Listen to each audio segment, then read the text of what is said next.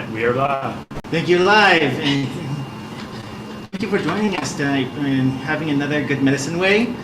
We are so happy that most of you are here, and for those of you that are on Facebook and YouTube, I'm sorry I can't see you, but hi and waving to you guys virtually. We have an excellent speaker sitting right next to me. I'm very excited to hear what he has to share.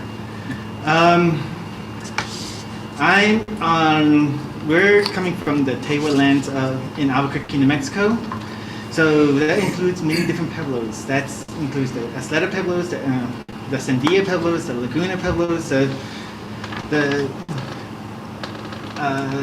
Santa Ana pueblos, a lot of different pueblos, and a lot of different people that come through here for different natives. So let's give recognition to that. But my ancestral people are the Dene people or Navajo people, if you're not fully recognize who we are right now yet. But at the same time, so I'm glad to be here instead of out of my car. So and hoping for you guys to hear me clearly. So I'm going to hand it off to Casey for our directional prayer. All right, welcome everyone. It's a familiar prayer, and some of you have heard it before, but it's almost one of those prayers like when we do the Lord's Prayer that we need to memorize by heart.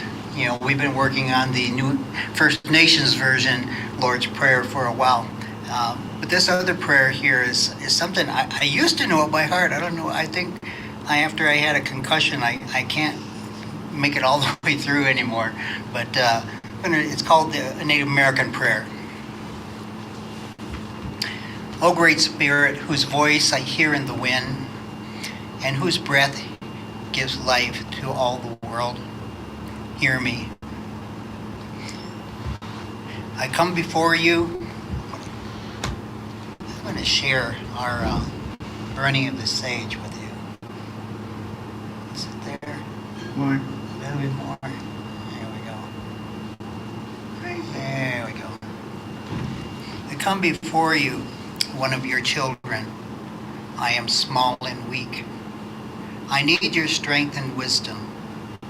Let me walk in beauty and make my eyes ever behold the red and purple sunset. Make my hands respect the things you have made. My ears sharp to hear your voice. Make me wise so that I may know the things you have taught my people, the lessons you have hidden in every leaf and rock. I seek strength not to be superior to my brother, but to be able to fight my greatest enemy, myself. Make me ever ready to come to you with clean hands and straight eyes. So when life fades as the fading sunset, my spirit may come to you without shame.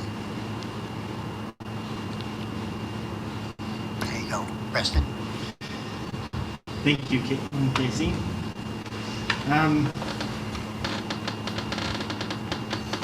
Next up, we have the Grovers to give us our opening song, which is Be Ready. And if you would like to dance or anything that you're driven to do, we are willing to see if you're in share.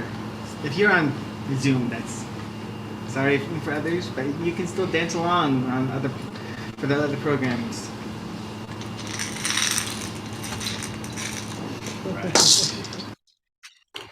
There's.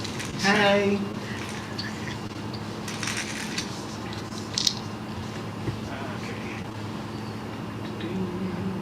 We're going to do an old Jonathan Miracle song.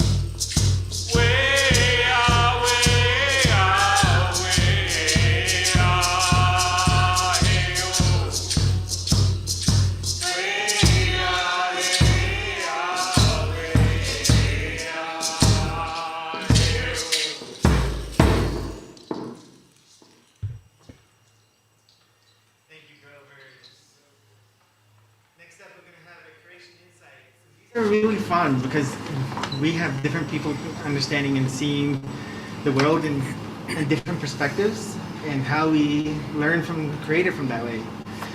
Today we have our creation insights from Joe Lopez. So take it away, Joe Ronimo.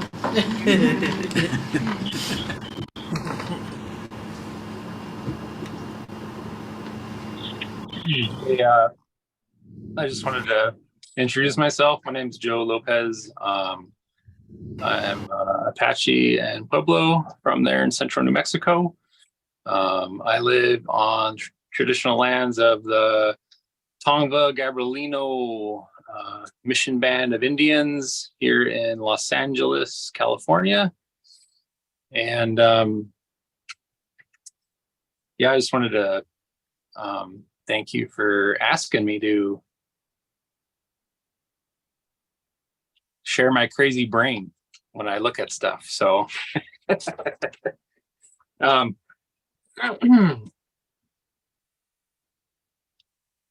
always intrigued by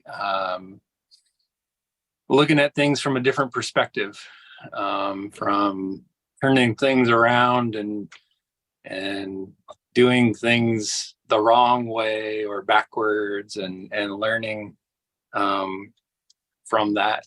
So my kids and I, we were shooting archery the other day with my dad, and my dad was like, "Hey, come here." It's like, "I want to show you guys something." So we walked down to the end, and he's like, "Don't step in the grass." It's like, "Oh, okay." So we were like walking on this little trail like this, and there's like grass that's like this high. And so we're walking down, and he's like, "Okay, right about here." And he's kind of like looking, because some of the grass is long and it's kind of fallen over. And there's these two big giant rattlesnakes sitting there right next to the little trail. And I'm in my flip-flops, shooting archery and stuff. So, but then we just sat there for a while, and they were just hanging out, waiting for something to walk by. But my daughter, she's a funny bug. She's like, "Oh, they're so cute. I just want to hold one. I like their mouth, the way their mouth goes, like, and I'm just like, "You're broken, girl. Something's wrong with you. It must be you're from your mom's side of the family." But no, I appreciate, and I have an affinity for them. I think they're gorgeous. Dangerous, but gorgeous. So kind of just following, like, the season we are in, of like, harvest isn't on us yet. It's still kind of summer. Maybe we'll get some food from our gardens. Maybe we're waiting, but trying to look for beauty in a different way, different things, and just taking some time out of our day to acknowledge maybe something that's different, something that you have in your life, or hopefully it's not rattlesnakes and flip-flops, but maybe it's a garden, something to teach us in just a different way. So anyway, thank you. Hey, thank you. Thank you, Joe. That was so awesome to hear. And it's awesome to hear how our younger folks see the world too. So next up we have Creator's Prayer, or for some of you, the Lord's Prayer. But Creator's Prayer is way much better in my sense. And leading that will be Leah Crew. Yeah, so what we'll do another, this is a week where we'll go over the sign language again. So Leah will lead us in the sign language, and then once we do it through with her with the sign language, then I'll put up the words and we'll all read it together. And if you want to try to do the sign language a second time, you can do it. But for right now, take it away, Leah McCoo. So no pop quiz today. Yeah, no problem. I noticed that when Brian reads behind me signing, that I have to go so fast that I stopped dropping out the and of. And so I thought, well, maybe it would be easier to memorize if I just took out all of the joiner words and just had the big important words. So that's what I'll try today. O great Spirit, our Father from above, we honor you, your name, as sacred and holy. Bring your good road to us, where the beauty of your ways in the spirit world above is reflected in the earth below. Provide for us day by day the elk, the buffalo, the salmon, corn, the squash,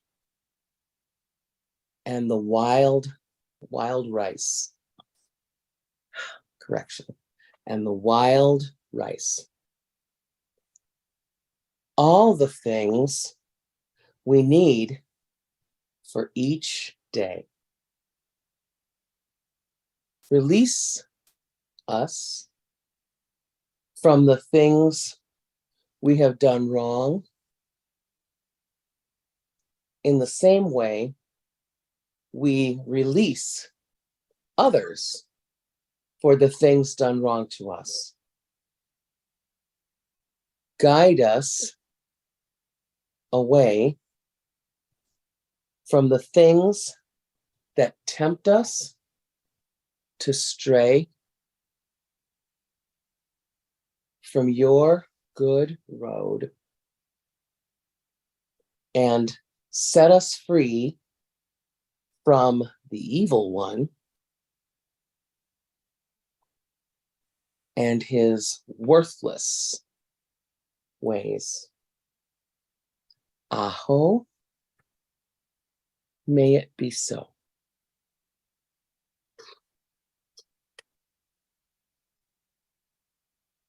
All right, let me get the words up.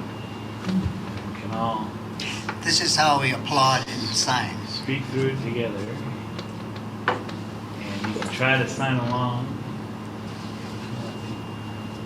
All right. Creator sets free, shows us how to pray. Oh, Spirit, our Father from above, we honor your name as sacred and holy. Bring your good road to us, where the beauty of your ways in the spirit world above is reflected in the earth below. Provide for us day by day the elk, the buffalo, the salmon, the corn, the squash, and the wild rice. All the things we need for each day. Release us from the things we have done wrong. In the same way, we release others who have done wrong to us. Guide us away from the things that tempt us to stray from your good road, and set us free from the evil one and his worthless ways. Aho, may it be so. Thank you, Leo and Brian. Hope everyone really enjoys this moments, and it really brings back some nostalgic times when I was able to do it differently in sign language and the Lord's Prayer differently. But next up we have smoke signals and giveaways. Is there anyone on top of church, or we need to put someone on top of church for our smoke signals? Oh, Look at the smoke signals. Take it away, Leah. All right, so the first smoke signal I have for everyone is to invite all the ladies to our women's circle, which is every Wednesday night at 7 p.m. Mountain Time, in which we're reading the book right there, Braiding Sweetgrass by Robin Wall Kimmerer. She is a Potawatomi lady who has a PhD in environmental science, and she combines that kind of Western-based knowledge, way of looking at nature, kind of everything kind of separate and individual, with her Potawatomi heritage of looking at nature as kin and braiding those together in a really magnificent way. We've really been enjoying that. But the chapters really kind of stand alone, so if you just can join us now and then, that's totally fine. And so yes, that's every Wednesday night at 7 p.m. Mountain Time. You get to the Facebook, or rather the Zoom link on the top of the Good Medicine Way Facebook group. You click on Browse, then Events, and it'll be there. And does someone want to talk about what the men are looking at? Yes, I don't see Jean, but Jane Stevenson has just completed the group with the men on the book Mission and the There's Cultural Jean. Other. You were there? Oh, he's dead. There's Gene. There. He popped in. Already. Oh, Missing. All right, there he is. Yeah, why don't you tell us a little bit about the good attendance you had with Randy Woodley here? Yeah, we had a wonderful study. We took our time with the book. We had started at the end of January, and pretty much met for the most part every Wednesday evening. And the 2 weeks ago, we had Uncle Randy join us for a special question and response time. And as far as I know, everybody who joined us had a really good time, just really digging deep into some of our theological ideas and presuppositions. And Uncle Randy does a really good job in the book challenging those, especially the Western theological assumptions. And so we had a wonderful time. And a lot of the guys that join us are looking forward to the next book. So yeah. Next book is going to be this one here. Can you see it well enough? Pull it back, Casey. No. Pagan Christianity. Frank Viola. From Frank Viola and George Barna. Everybody knows George Barna, a Christian researcher and statistician.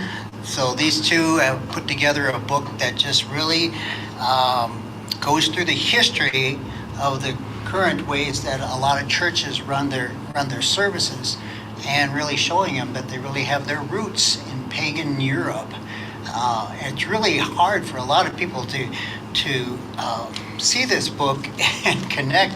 So there is a disclaimer in the beginning of it. It says, if you're not ready to have your ways challenged that you thought were so pure in your life, it recommends in here, it says, if you're having that kind of trouble, immediately take this book to Goodwill and donate it. Don't bother yourself with being challenged and that. But I teach, like I said, I teach for Nate's Indigenous Learning Community.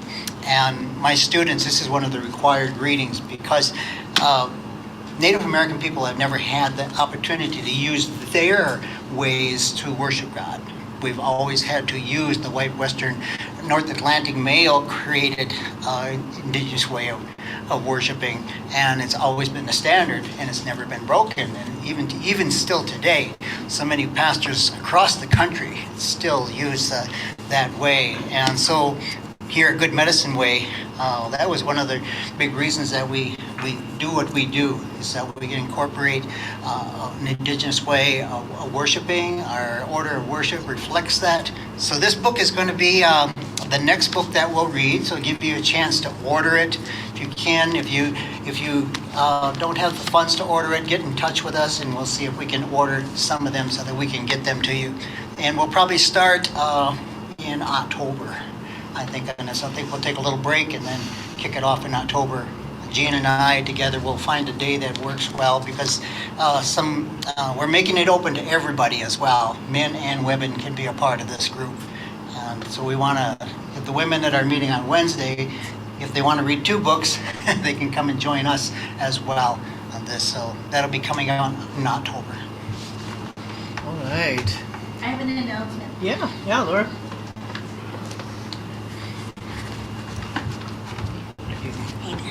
Hey. Everybody say hi to Laura. Hello, Yat et Anaso. I just want to give a shout out to everyone who has financially supported the upcoming Sewing 101. We will be hosting an event here in Albuquerque, September 23rd from 1 o'clock to 6 o'clock. And we have a call to action.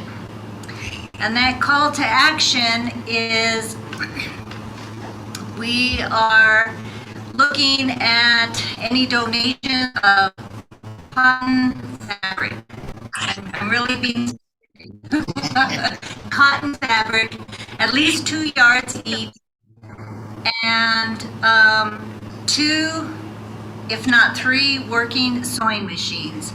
And our focus for Sewing 101 is not only to teach beginning individuals how to sew and how to use a sewing machine, but I guess it's threefold. Number 1, they'll learn a new skill. Number 2, I think it just raises their self-confidence when they see their finished product, their finished garment, which is going to be a ribbon skirt.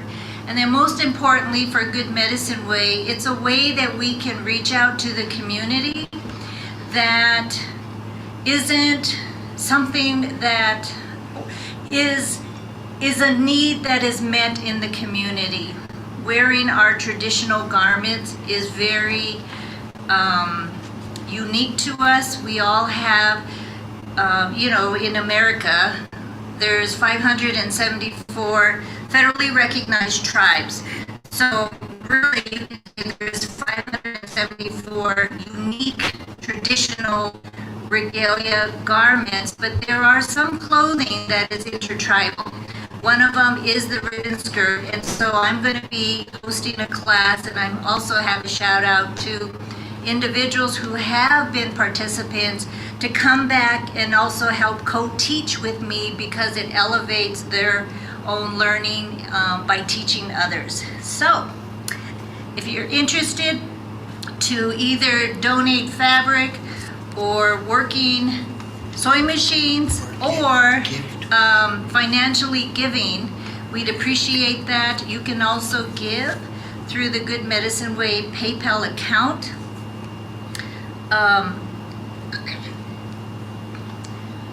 Just earmark your funds for Sewing 101. I'm about to sneeze. Thank you. Alrighty, and then if anyone else has any smoke signals to send out to the group here, you can put it in the chats or here. Yeah, there we go. Yeah. Go ahead and put the dot Hey, there. yep, I'm over here raising my hands. Hey, but yeah, I just wanted to just say a little, kind of like a little advertisement. Just getting a little advertisement here. A but Good Medicine Way is actually actually reaching out to a lot of different communities here in Turtle Island and like in different areas of the world. So I just wanted to just do a little selfless plug like this. But yeah, all the financial support, all of the material support, all of the prayers, all of the like anything that you can offer, your thoughts, everything like that. It really does help a Good Medicine Way to be able to reach these different places. And to speak a little bit about the ribbon skirt thing, that Laura has brought up many times, and I'm looking forward to seeing the pictures and stuff like that that will come out of these beautiful ribbon skirts and everything. Luckily, I live over here where they have a pretty cheap fabric at Hobby Lobby, so so I might be sending a couple yards you guys' way soon. But yeah, just help in any way that you can, because this having this kind of community, having this place where we can feel safe enough to be our true selves, and to grow in our in just understanding where our place is here in the world. A Good Medicine Way definitely provides that kind of place for us. And I just wanted to just say, like, thank you everybody. Thank you, Pastor Casey. Thank you, Brian and Leah and Preston. You're doing a great job. Everybody who's just sitting there in the church right now. Eh? But yeah, just don't be afraid to do whatever you can, whatever is called onto your heart, like we were learning last week, following where creator is leading us. So if creator is putting that on your heart, that you'd want to help this beautiful ministry, to grow a little bit more, to reach more people, to help people feel pride in themselves, wearing the ribbon skirts, wearing the ribbon shirts, feeling connected with their ancestors in that way. It's a great thing. So, all right, I'm gonna pass it back over to you guys. Thank you for letting me speak. All right. Well, that's a great A segue. great, lead into our, our giveaway time to tell you exactly how to do what Petadaka was just talking about to encourage us financially. You can go to the Good Medicine Way Facebook group, and at the top of that, there's a logo you can click on to donate through PayPal or whatever card, debit or credit card you have. Or during this next song we're just about to do, Brian will put up our QR code blanket, and you can take a picture of that and donate that way if you have that kind of app. And or if you want to send a check, you can message us through Facebook, or talk to us in the chat here about, we'll tell you how to do that. If you want to send some fabric for the Sewing 101, too, Yeah, or even, just through the whatever Walmart website and have it shipped here. Yeah. Gift cards for? Gift cards for Walmart, yeah. Gift cards for, for Hobby Lobby. Yeah. Yeah. All sorts of choices. Yeah. All kinds of Be things. creative. Get creative. Yeah, Yep. get creative. That's what we do. All right. So, should we put our blanket down? And Yeah. All right. And put our blanket up. Where's this?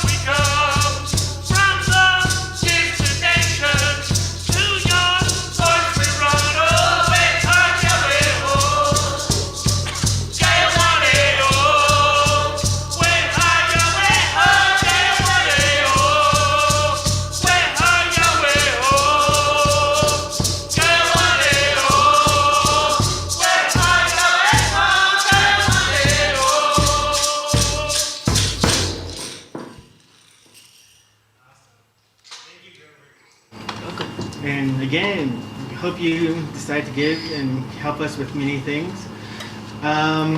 Next up, we have a reading from Creator's Word. The reading will be from Gift from Creator. The awesome words of gift, news from Gift Creator, and it'll be read by Eshe. So, Eshe, take it away. Thank you.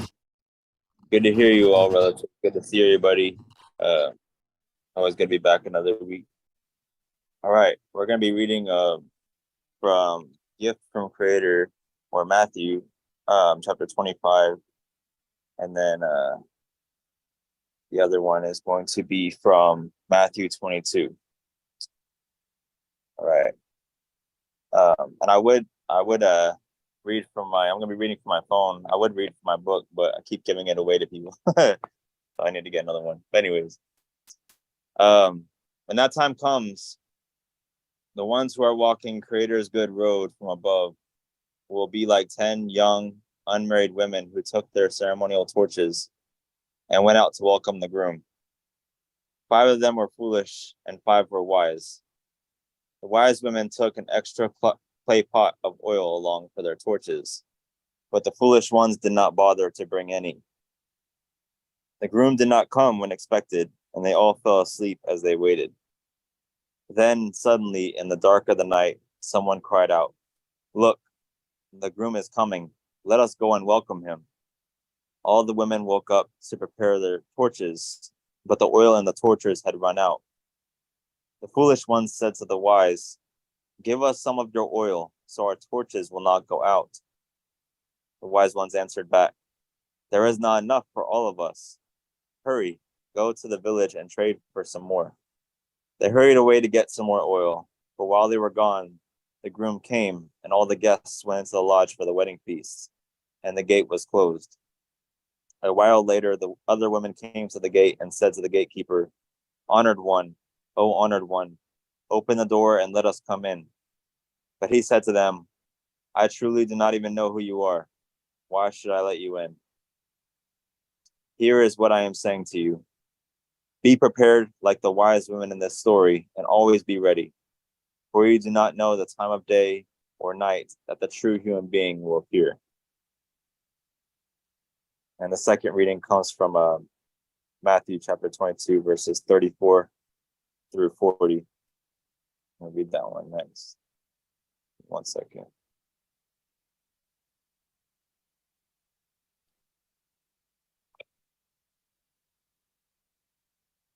All right. When the separated ones, or the Pharisees, heard how he had silenced the upright ones, or the Sadducees, they put their heads together and came up with a plan. One of them, who was an expert in the law, would put him to the test. The expert came to him. "Wisdom keeper," he asked, "which instruction in our tribal law stands first?" "Creator sets free," answered him. "You must love the Great Spirit from deep within, with the strength of your arms, the thoughts of your mind, and the courage of your heart. This is the first and greatest instruction. The second is like the first," he added. "You must love your fellow human beings in the same way you love yourselves." The law and the words of the prophets all find their full meaning in these 2 instructions. Let it be so. Next up, we have. I just want to give a little insight. Every time when I hear that chapter 25, it makes me think of Navajo traditional weddings, because Navajo traditional weddings are after sunset. And so, next up, we're gonna have a silent time. We all love these moments, and we all get nice and calm. So let's all just breathe and relax. Take it away, Brian.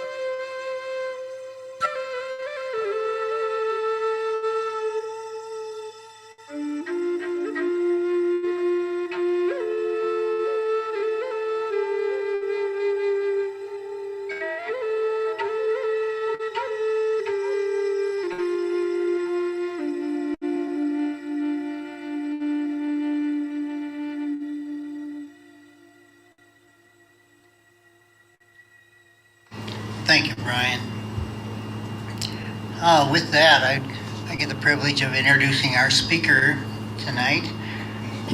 He came into our lives here as we began our ministry here in Albuquerque, and once we started coming to this location, this young guy over here started attending, and little by little he's become part of our little community here.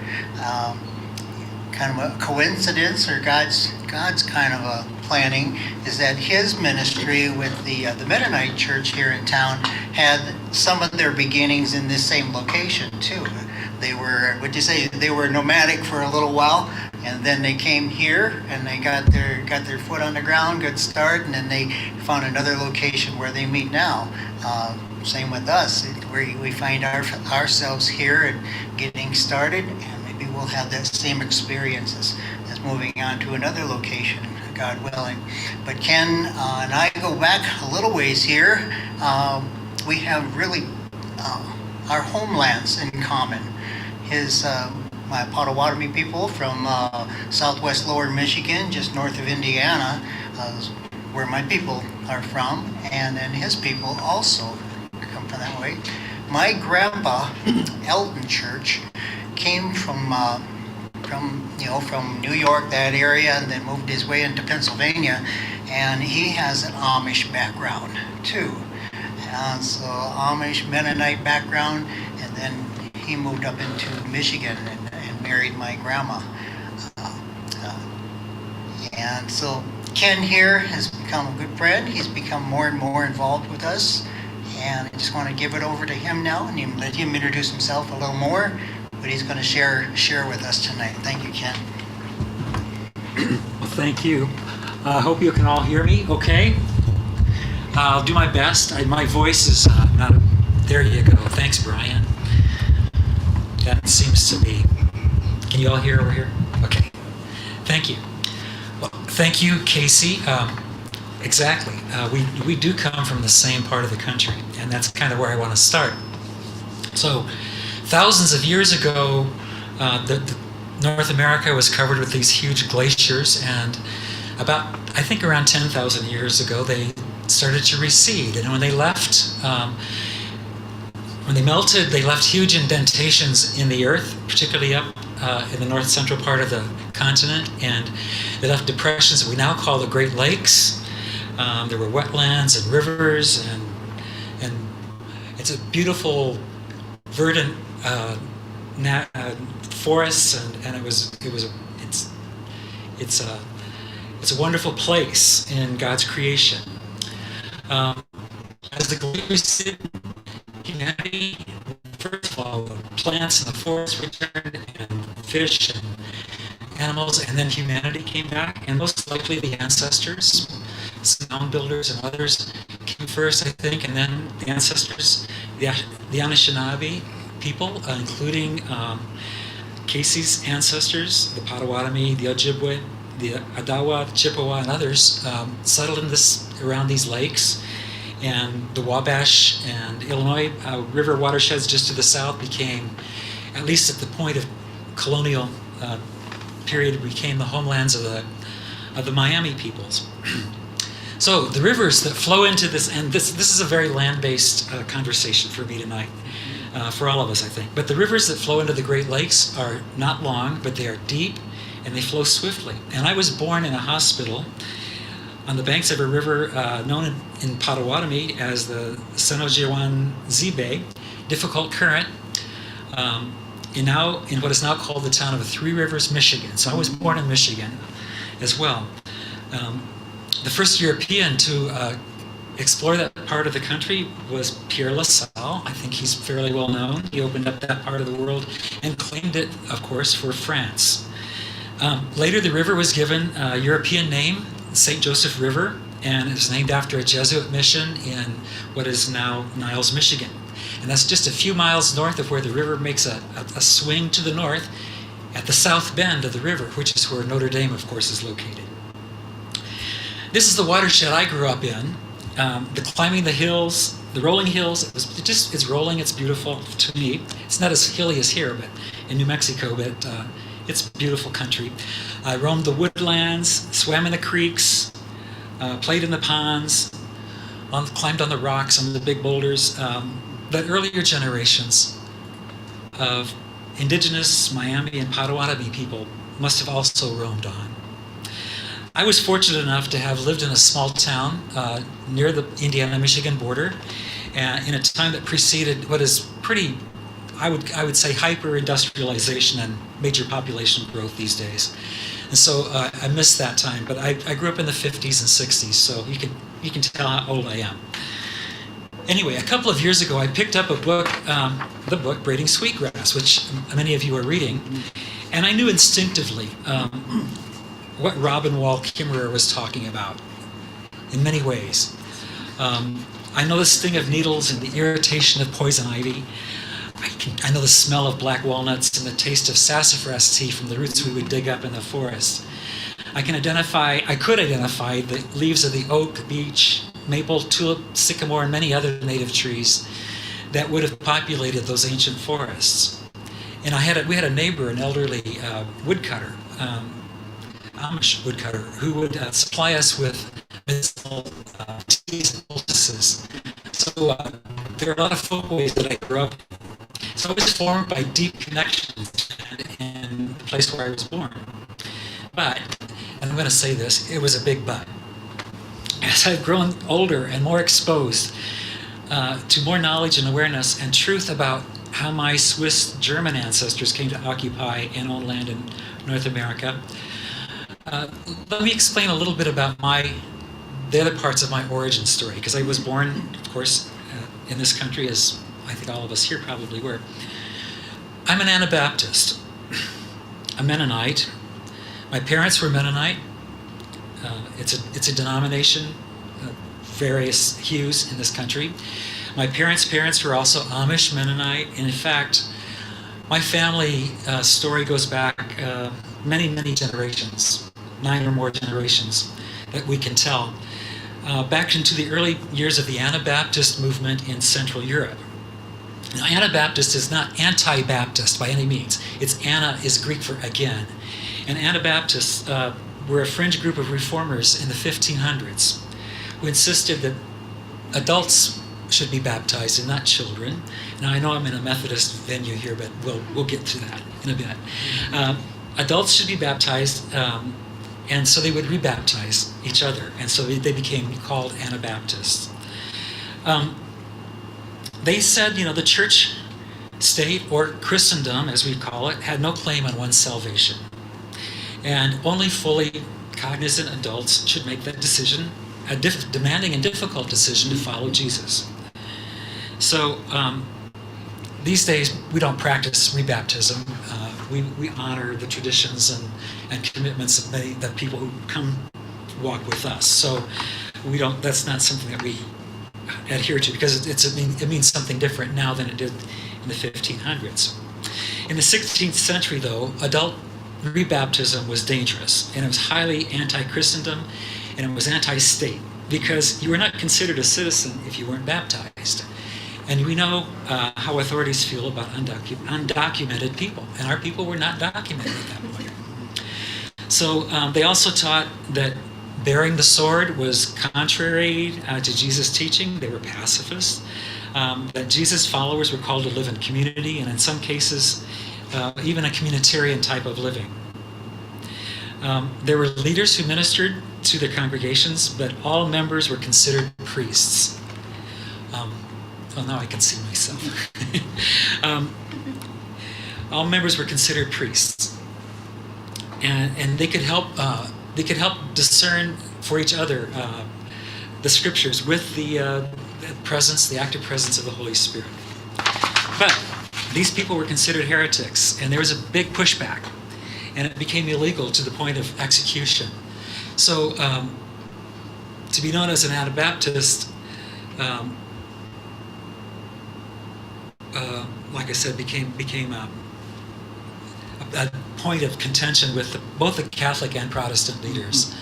And in the early days, between 5,000 and 10,000 of them were put to death for following their beliefs. And so this is all happening in the backdrop of the European invasion of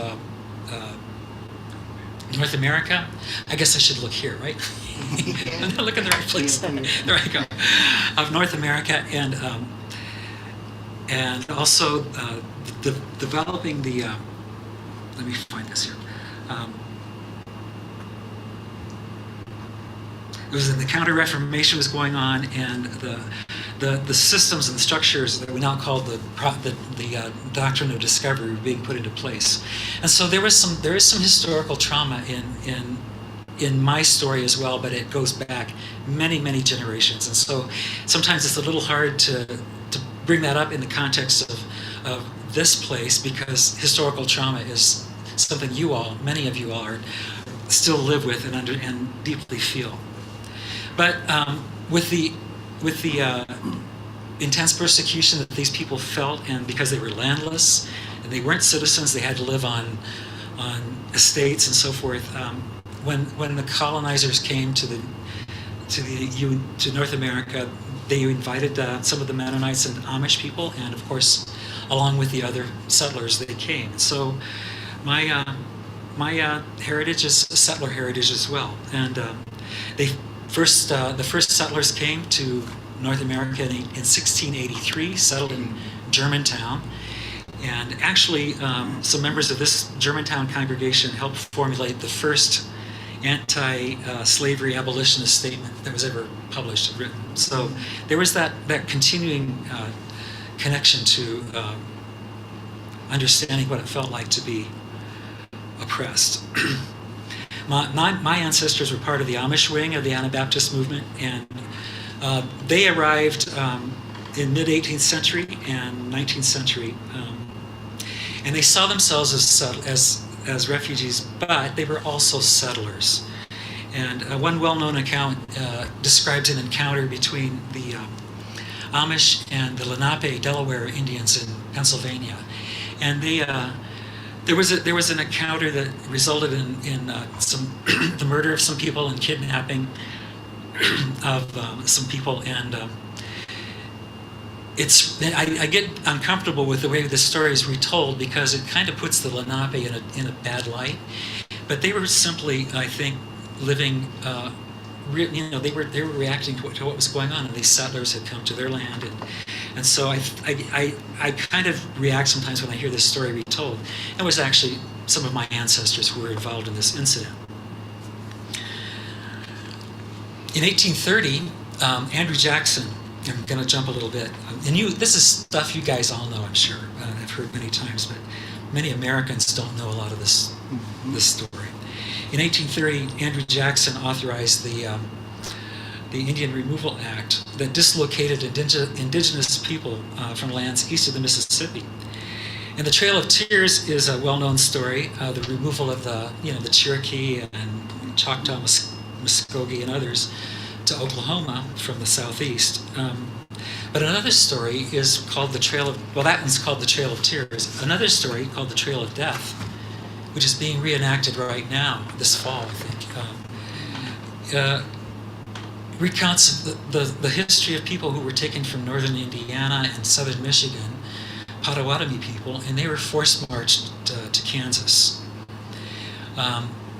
There was a place south of South Bend where they were gathered called Twin Lakes. There's a marker there, and I think every 5 years the Potawatomi people from Pokagon band up there, and the Prairie Band and the Citizens Band, I think they follow this march, a 600-mile or more march to Kansas, and it's called the Trail of Death because, of course, it was in the fall, and there were a number of people who died along the way.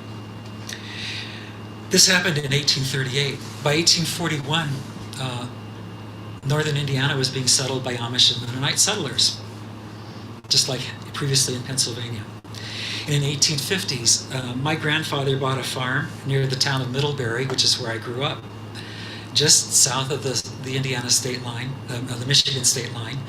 And I described this town a little earlier. It's an idyllic small town, and it was a wonderful place to grow up when I did. But a few years after I was born, somebody else was born about an hour north of me. It was this guy here, Casey. And he's an indigenous person, and he already described his ancestors. He's a descendant of Pokagon band, Potawatomi, and your ancestors were able to remain in Michigan because. Hello. Keep going. Okay, I'll keep going.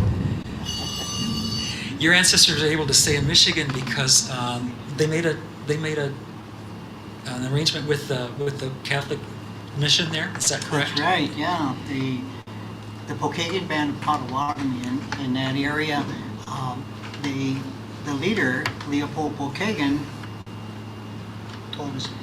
told his several families that we have to play this game. We have to become like Western people. Otherwise, they're going to either kill us or they're going to relocate us from our lands. So he took it on himself to tell the families that we have to farm, we have to go to school, we have to change our way of dress, we have to stay away from our ceremonies, and we have to learn English. All of those different ways. And he says, and then he went to Detroit to talk to the Catholic diocese if they could get a Catholic priest to come to their community. Because he knew that if he could solidify that deal and have a priest start a mission there, then those families would be able to stay in Michigan. So I grew up in this part of the world, and I didn't know any Potawatomi. I didn't know any indigenous people that I knew of. I mean, I had a friend from high school who was African American and Cherokee. That's the only person I knew. So I had to come to New Mexico to meet a Potawatomi friend from Michigan. And that's the way life goes. So anyway, I'm the descendant of people who settled on land that Casey's ancestors walked on. They didn't own it in the same way, and because owning land wasn't something that indigenous people, of course, wasn't a concept. But over the years, I've learned that I'm entitled. I hold title to property here in Albuquerque. That's what entitlement means. You own property. And my status as a settler and a white person in this culture has given me significant advantage because the concepts of race and privilege evolved with the development of this country. And the idea of owning land was brought from Europe, and it is one of the three pillars of our culture: land ownership, individual liberty, and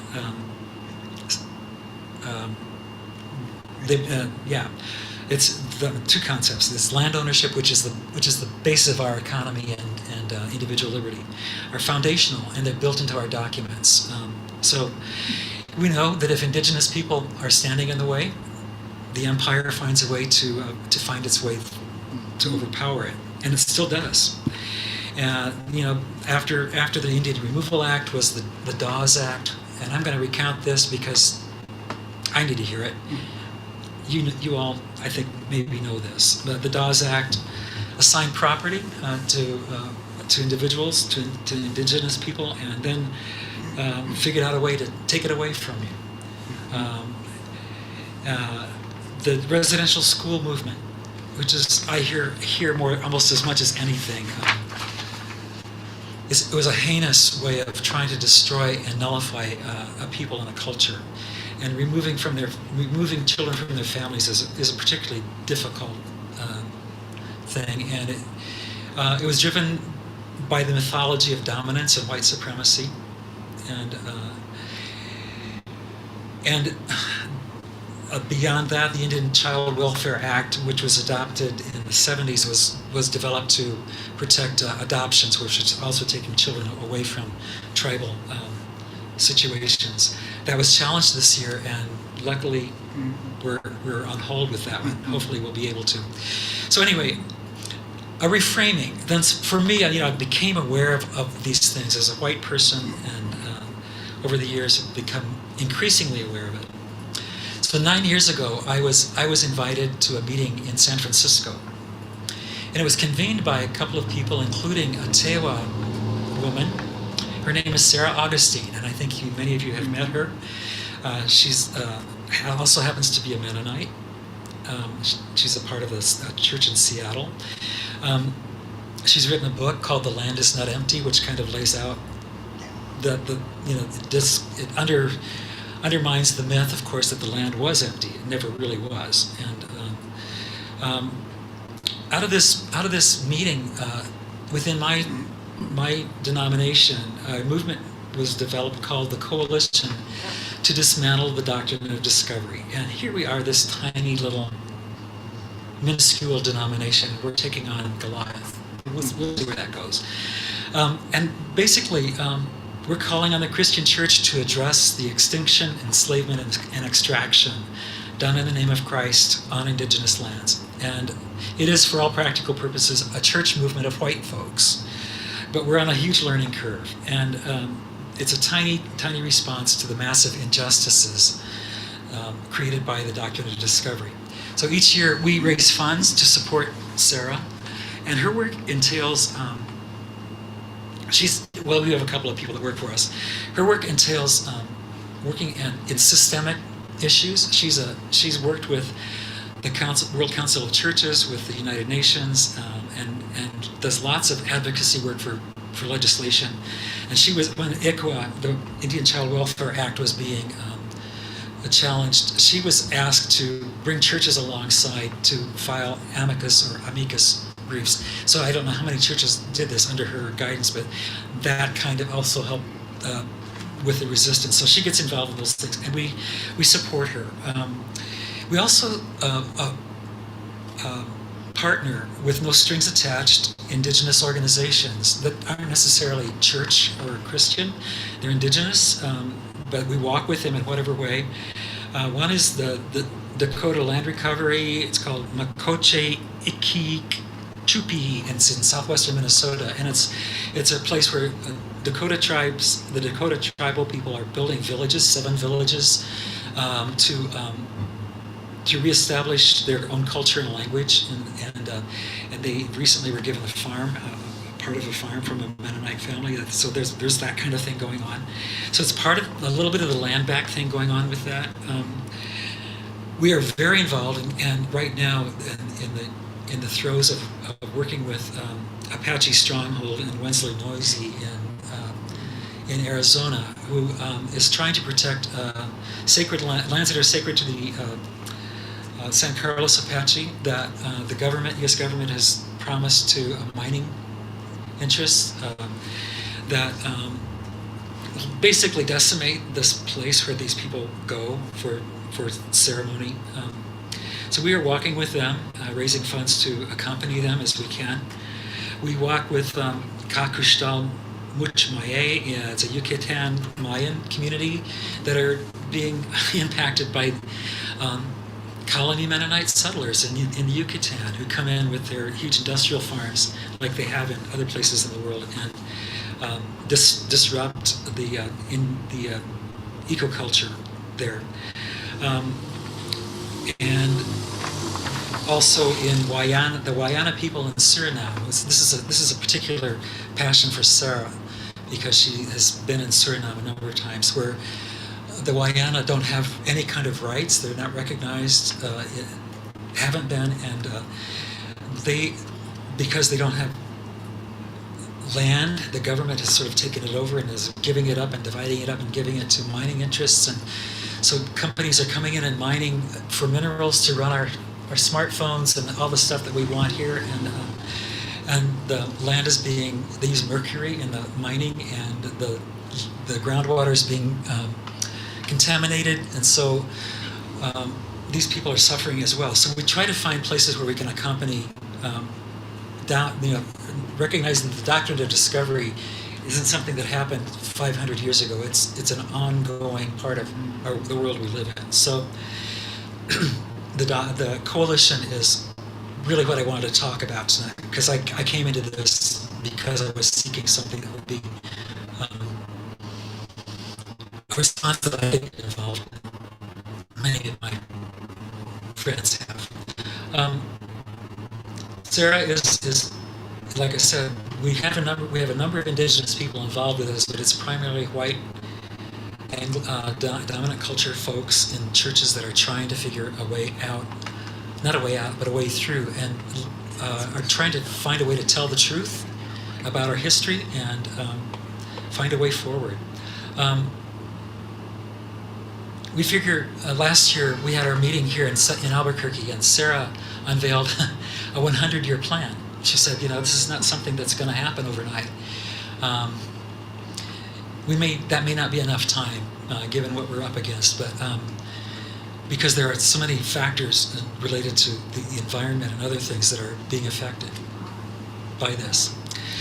Our friend Mark Charles was, who many of you know as well, was the listener at this summer's meeting in Kansas. And he noted that white folks are very often quick to find solutions and very slow to listen. This is one reason you haven't seen a whole lot of me. I usually sit over here on the side and I'm listening as hard as I can. I want to say that I've been humbled and honored that Casey's invited me. This is a sacred space when you all gather, even though you're online. I feel the spirit moving. Some of us are in person, of course, but it's a sacred space. And every week I learn, something's peeled away and I learn something new. And I observe the deep sharing that happens, and I hold that this space is a place where Creator is moving and shaping something new and different.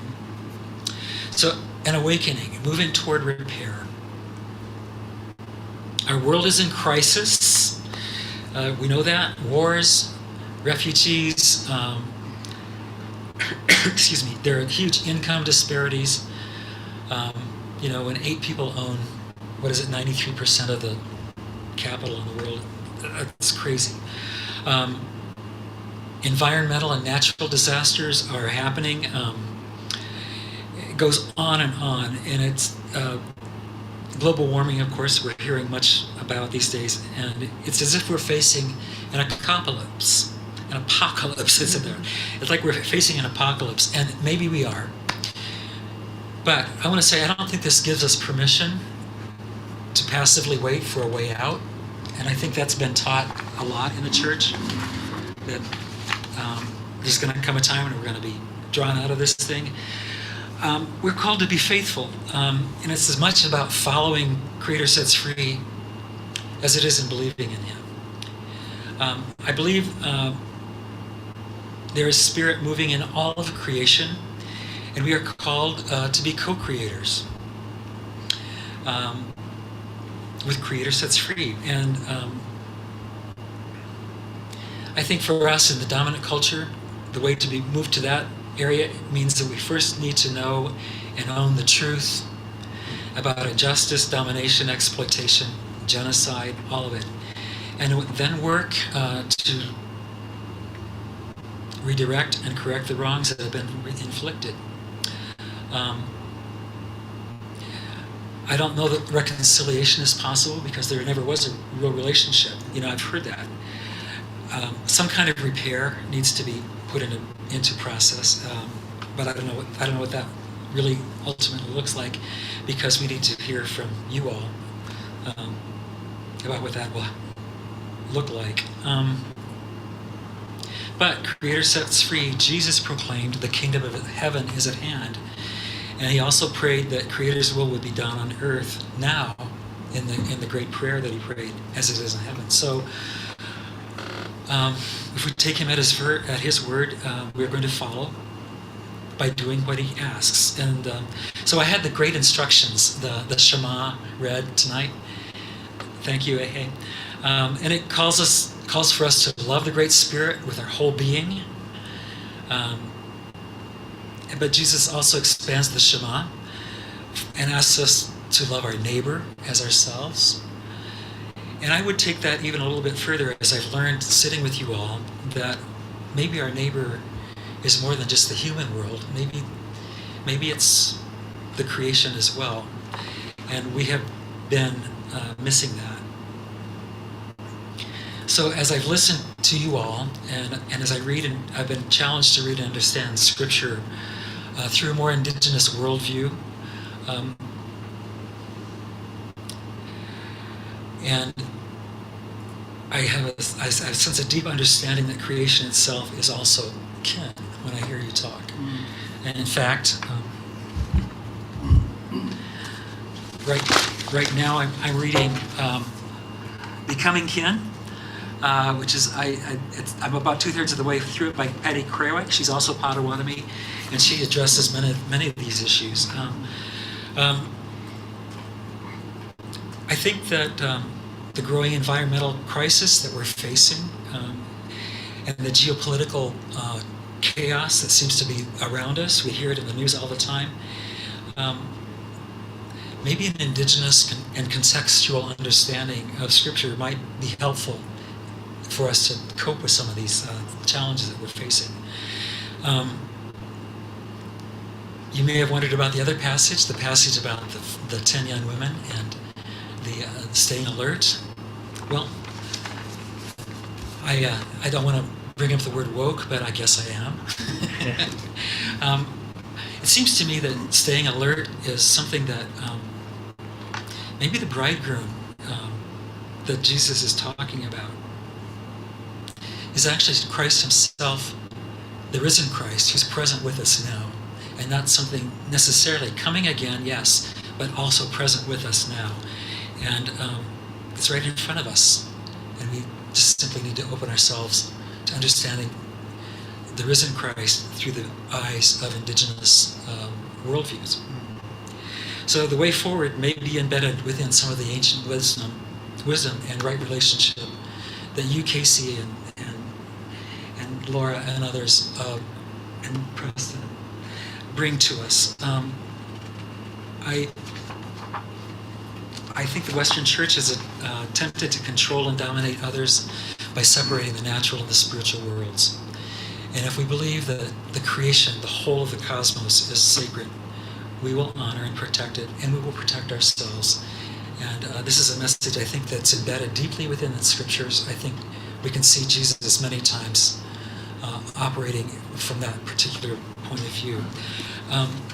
So I wanted to end with maybe I'll be welcome, but I wanted to also riff just a little bit, because one of the things that I was just thinking about, and that Patty Krawick mentioned today as I was reading, was when Jesus proclaimed his kingdom, he said,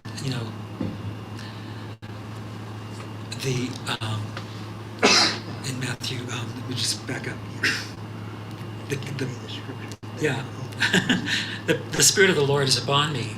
He has anointed me to proclaim the year of the Lord, which is the year of Jubilee, which in the Hebrew indigenous worldview was a returning of land to the original people who lived on the land. And so Jesus was talking about land as he proclaimed his ministry.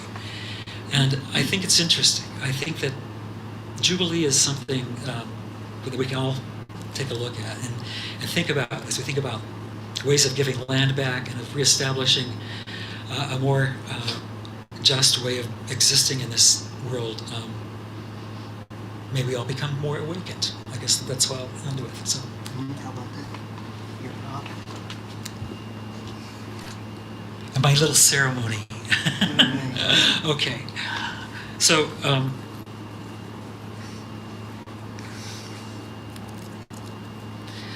I've got a rock here, and it was shaped like this until this afternoon, and it was given to me by a friend who dug it out of an Amish barn foundation back in Indiana.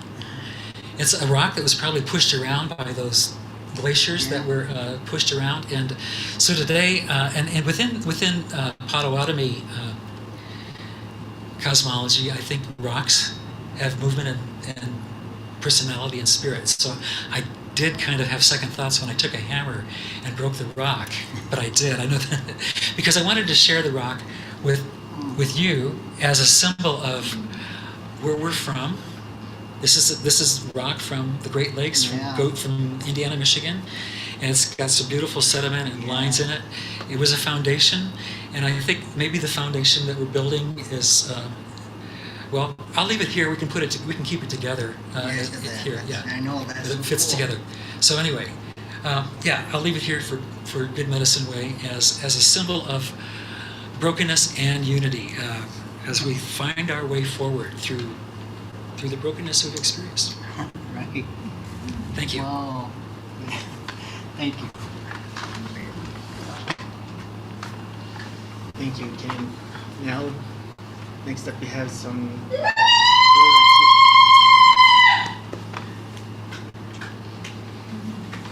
We're gonna have some Do you really- reflection time here from Ryan.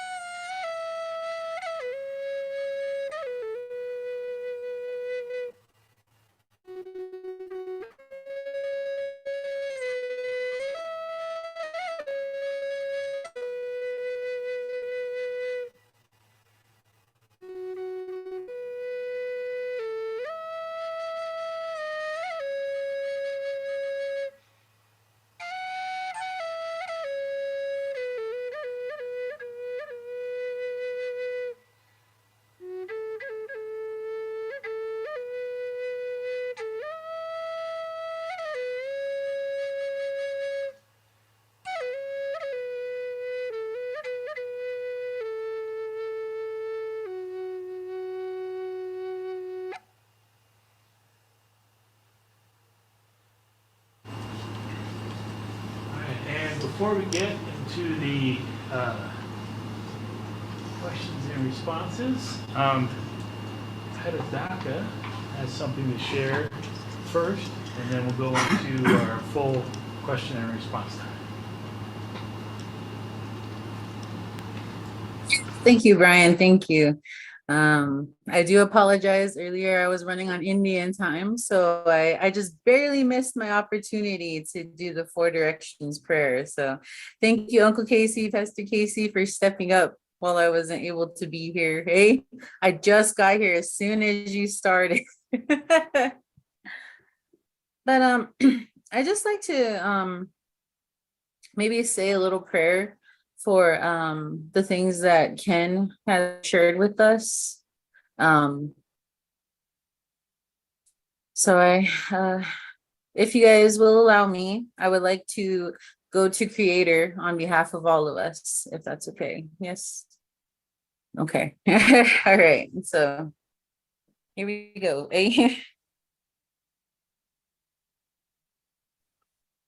Heavenly Father, I just come to you tonight wanting to thank you for gathering all of us here tonight, Lord. I want to thank you for the words that Ken has shared and a lot of the history that he has also shared with us. It's very beautiful when we're able to meet people who come from many different walks of life. I know that you have blessed many of us tonight in all the history and all the encouragement that Ken has given us.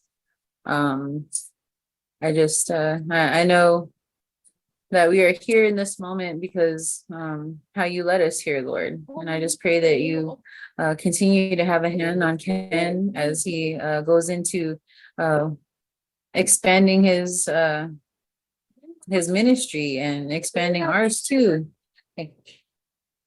And I just want to thank you for just allowing us this moment here to all be together and to learn a little something, learn something new. But I just wanted to thank you again. And I, you know the words I'm wanting to say, Lord, you know how I'm meaning to put it. And, but thank you for allowing me to be able to speak these words, Lord. I ask all these things in your name. Amen. But, yeah, I was wanting to earlier I was going to discuss a little bit about the four directions. I was reading a little bit, but unfortunately I didn't fully prepare. Hey, but yeah, I just like I said, I want to thank everybody for all their contributions. The shameless advertisement I had earlier. Hey, but yeah. So yeah, back to you guys. Thank you. Thank you for allowing me the moment. All right. So yeah, if you have a question or a comment, you can raise your hand. If you're in one of the online live streams, you can put it in the chat discussions there. I have just a little thing of clarification. And then, okay, go ahead and clarify. So what the Mennonites are doing with the Mayas in Mexico, can you say briefly what that is about again? Yeah, in Mexico, in the Yucatan, I don't know if you are, if you know about the colony Mennonites. It's another part of our family, but they're very conservative, very. If you saw, well, yeah, there's different groups of them, but they've been in Mexico for 100 years. They've been in Bolivia. They're highly industrious, German. They speak a German dialect and Spanish, I suppose, but they keep to themselves. But they use hyper industrial farming, and they're because they are growing because they have large families. They're growing rapidly, and they keep looking for land. The Mexican government's been working with them to move some of them into the Yucatan area, and so they're clearing jungle and farming and destroying habitat. So we have this dialogue with, and we are working now with. I think there's potential of working with some of the Canadian Mennonites who have relationships so that they can reach those people. They're difficult to connect with, and trying to figure out a way to raise awareness on their part as to what the impact of their this has on people. They do bring economy to the jungle, and some of the indigenous people say, well, it's better to have a job than not. But so it's always complicated. But we're just trying to raise awareness and support a local movement that's trying to deal with this. So that's what we do. We come alongside a local movement. Nishoni or Nishoni Church. I say that. Sorry. So yeah. All right, thank you. Let's see. Don't see any hands up. So if anybody has something to say, you can just shout it out.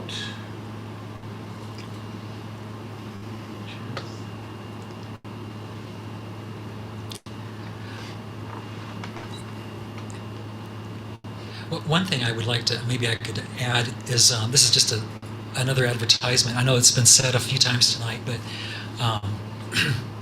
finding a way to support this ministry is, and to help it become more self-sufficient. I think it depends on everybody that's a part of this, and I encourage us all to find ways to support it if we can in whatever way. But I know that there's been a lot of external support and self-determination. Sometimes for a group like this means that we get involved a little bit deeper, a little bit more if we can. And I've enjoyed learning to know you all. Now you know a little bit about me, but I do enjoy getting to know you and the wonderful personalities that you bring to this setting. So let's keep it going. Yeah. All right, go ahead, Helen.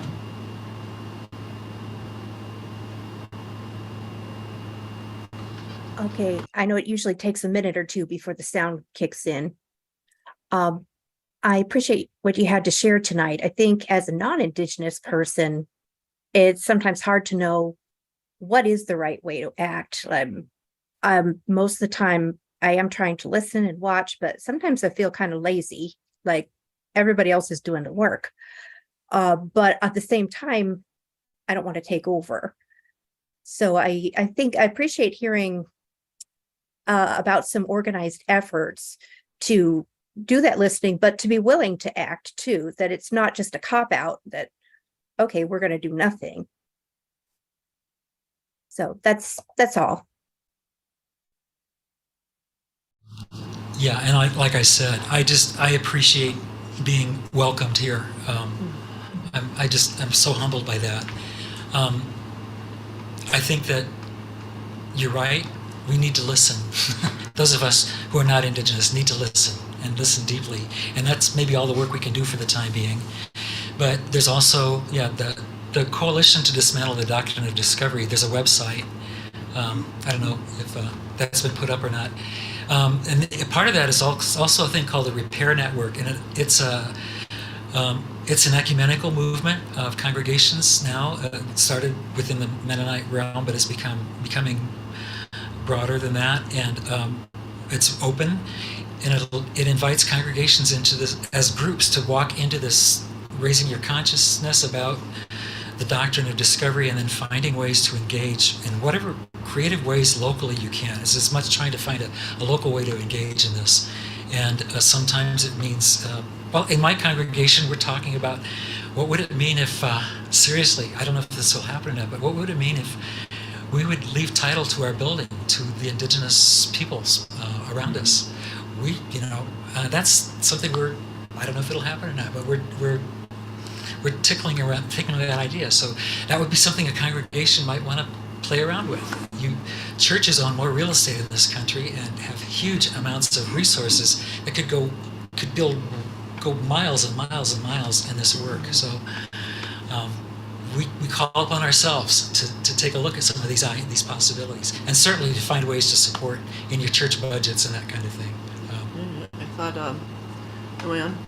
Yeah. Okay. I thought that Mark Charles talks in the back of Unsettling Truths about how most wills will default to your property going to, I don't know, the state or your relatives or something. So you have to intentionally say, I want it to go to the tribe. So he's just like, make sure you get that in there. Yeah. Yeah. So there's ways of doing that. And I know that some folks back in Kansas, there was a few years ago, somebody inherited a farm, and they gave a significant portion of it to the Kaw Indian people who had never received any land. And it just kind of, it started something there that's been really pretty cool. So they now have a conference center and a visitor center and some things, and other people are getting involved in some of that. So there's ways of that happening. And it is about the land, because Europeans commodified the land, and we're all part of that system now.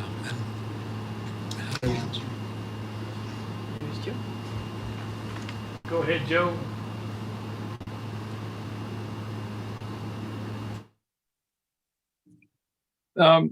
So thank you for being here tonight and sharing. And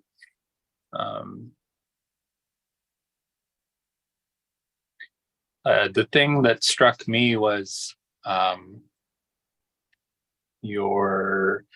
the denominations, like willingness to partner with Native, like with the Taylor lady, I forgot her name, but yeah, that's, I mean, that's good. She's not it's not like you're not a token, so I did have a question as far as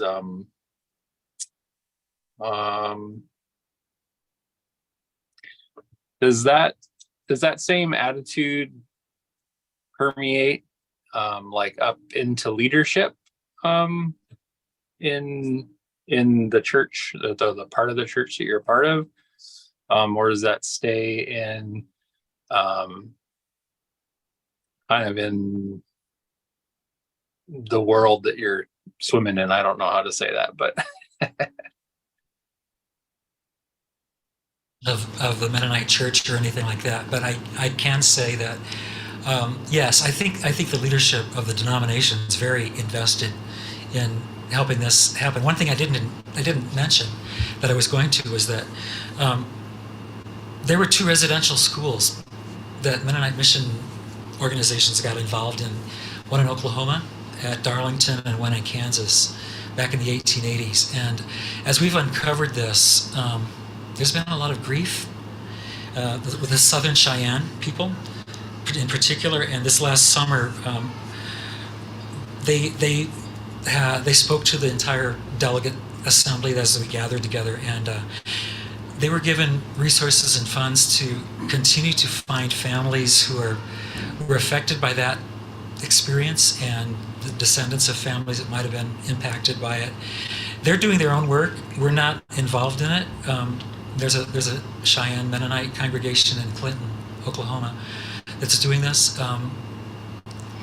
We're respecting that and don't want to take any. We're trying not to tokenize, we're trying not to glamorize or make a big deal out of it, but we do want to own our own history and apologize. And we know that people in the 1800s didn't see things the way we do now, but nevertheless, it happened. And so that it has happened. I think other denominations, I know the Episcopal Church, the Methodist Church, at some levels, certainly ELCA, Lutheran Church, and others have made statements. The Presbyterian Church in America they've made major statements repudiating the doctrine of discovery. I think we're trying to build a movement from the ground up and let it become more of a movement that the people are engaged in. And in the church, our church is certainly receptive. Our leadership is very receptive and supportive. We have an indigenous woman who's actually the associate secretary of the denomination, who's indigenous and Hispanic, and our denominational leader is African American. So we've moved in those directions, and have the word reparation is not far away from our times. And so we're finding ways. But we also have a lot of rural farmers who find this difficult to understand. And so like I said, there's a learning curve at so many different levels that we have to engage in. And it's not just us, it's all the denominations. I know that Mark Charles and his denomination is looking at it, and brought this, the Catholic Church, of course, is the big one, brought this down upon us, and it's the church that needs to figure a way through it. So.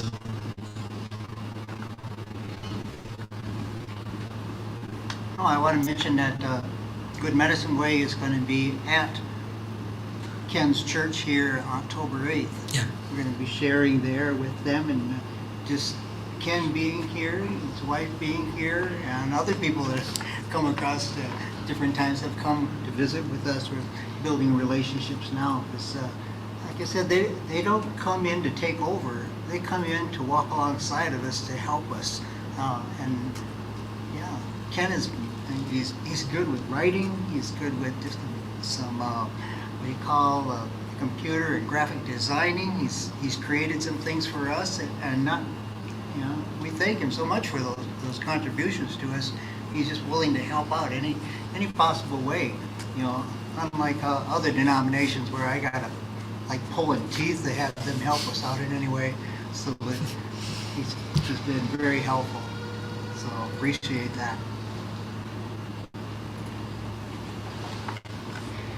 Yeah, I think appropriate allyship is a challenge. Yes.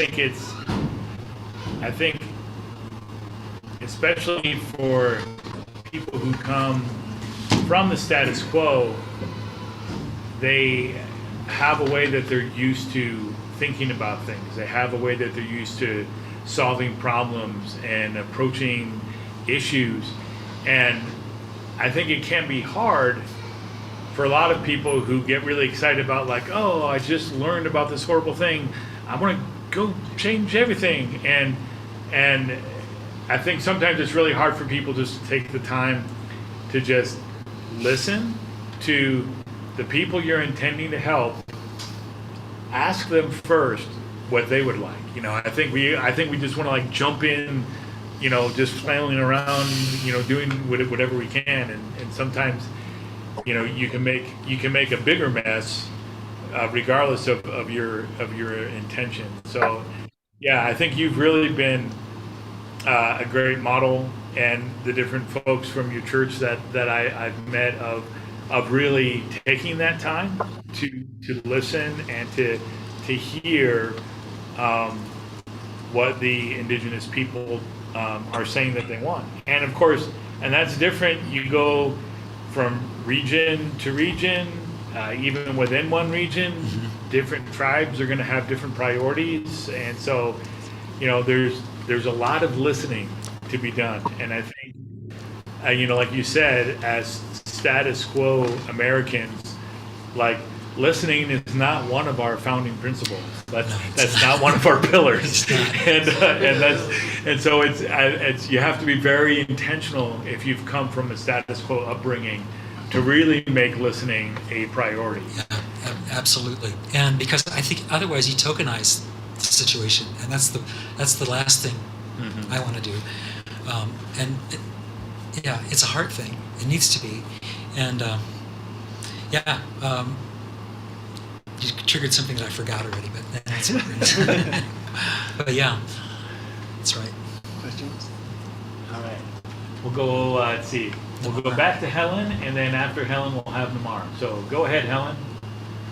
I was thinking of what Joe said earlier about learning to see the rattlesnake in a different way, not just as scary, but as beautiful, but as having, well, I think this is kind of hinted at. And I remember my father telling me, snakes have a role in the ecosystem and they belong there. Don't just demonize them because you're scared of them. But I think that is part of what we're called to do, is to look at things, at each other in new ways, and discover what we all are here to do, not in a sense of dominance or setting up a hierarchy, but in a sense of appreciation and collaboration in that. So that's all.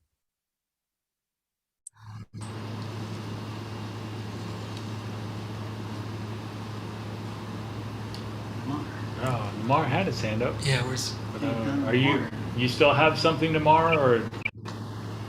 Yes. It's just that once you mentioned I was gonna go after Helen, I thought it wasn't necessary to keep my hand up. That's all. Can you all hear me okay? Yes, we hear you loud and clear. Okay, good. Okay, so again, first of all, I just want to say thank you, sir, for all that you shared. I really appreciate your insight and your perspective. And actually, just to feed on to that, and to especially feed on what Brian had just mentioned, about the emphasis of listening, for those of us that are familiar with Dietrich Bonhoeffer, when he talks about life together, he talks about the ministry of listening. And with that, I like to describe an example of where that was extremely important. And this is years ago when I was on the Rosebud Res with Richard, and then years ago also being on the Rosebud Res with Casey and others. And what I've noticed is that, some of you may have heard me say this already, but what I have noticed is that the non-native people who were there on the res, who would meet the natives there and who would listen to them and so forth, there was always this burning desire of wanting to do something for them. And when Richard would be teaching, or when Dr. J. Moon would be teaching about the res and about the people there, there was the common thought among the non-natives is, okay, we get all that. So now what can we do for them? I want to do something for them. Yes, we know what happened to them is bad and what's been going on here is bad. So, okay, we got it. So now what can we do? But the fact was, many of the natives there, they didn't want us to do anything. They just wanted us to listen. They just wanted us to hear their stories. They just wanted us to learn about them, because they were interested in developing a connection.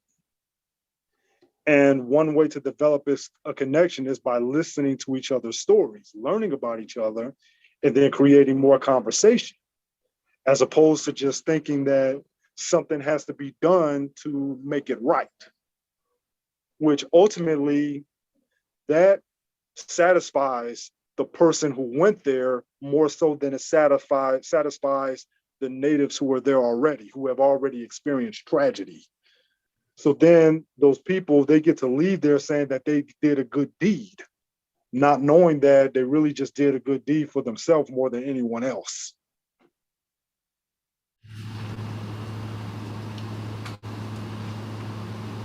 Repeat that last line. That they would leave there believing that they had done a good deed, but ultimately they really did a good deed for themselves more so than the people who were there and who had been victimized and suffered tragedy. So they made themselves feel better, more so than making the people there feel better. Yeah, Namar, I like that. It's like they do it so just to ease their own conscience, to make themselves feel better about all the bad things that years past the dominant culture did. It's, yeah. Yeah, and again, that's like how Ken said, like, that's one of the pillars of American status quo is individual liberty. So if you're feeling burdened, you do the thing that gets that burden off of you so you can be individually liberalized again or whatever. You know, it's like, it's all about your own personal freedom and not about the relationship. And I think another thing that when Namar was sharing that it reminded me of is like, you can't just rush in and want to help people or do something. Like, you have to earn the right. You have to build the relationship. You have to earn the trust and respect. And that takes time, and that takes, like, yeah, just hanging out and listening and being with them, because they've been burned so many times before. You know, so many well-intentioned people come in and make a huge mess of things. And so they want to make sure that, you know, you're going to take the time to build the relationship and really learn what's going on. Absolutely. Yeah, which again is hard for people from the status quo. I mean, it's really changing the whole way you think about things, and it's hard for people to understand. 2 more. All right, Helen for round 3 and Joe for round 2. Go ahead, Helen. No, I think I have Joe ahead of me in line. Go ahead. You're first on my screen, so Okay. that's my individual liberty to say. Okay. When you were talking, I was thinking about stories of divorced fathers who felt guilty. And so they would buy all these presents for their kids or take them on big trips. But I think that's one of the stages of grief. I was thinking, isn't it bargaining, where you're trying to make a better deal for yourself? I mean, in this case, we kind of dress it up to look like we're doing a good deed, but it's one of the ways of working through it. It doesn't make it right. I think it just kind of puts us in the stage that, I think in this case, the stage of grief is the grief for the innocence we thought we had, and then we find out, oh gosh, we've done horrible things. So, I mean, I think that's why some people are at denial, like, no, it never happened. And other people at other stages, maybe all the way up to bargaining. And finally, we have to get to acceptance and then start shutting up and listening. But yeah, I want to hear what Joe has to say. Yeah.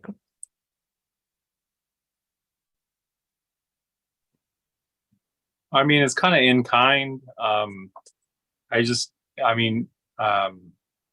sorry, is it Ken who spoke today? Am I mistaken, or is that? Yes, it's Ken. Like it's funny.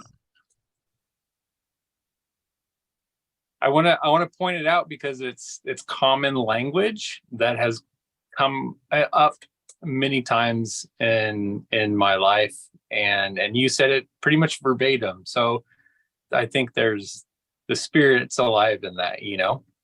And you said the 3 words: own your history. And that's, I mean, I've been fired over those 3 words. So, like, literally. And so, that's the way we move forward you know. I don't know, I felt like pointing that out again because that's what it is, you know. So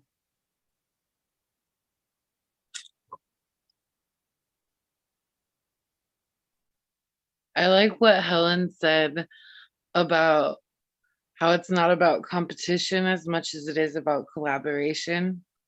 And I think, like, as a base language, the way we speak to each other and talk in reference to things and one another are so often as possessions.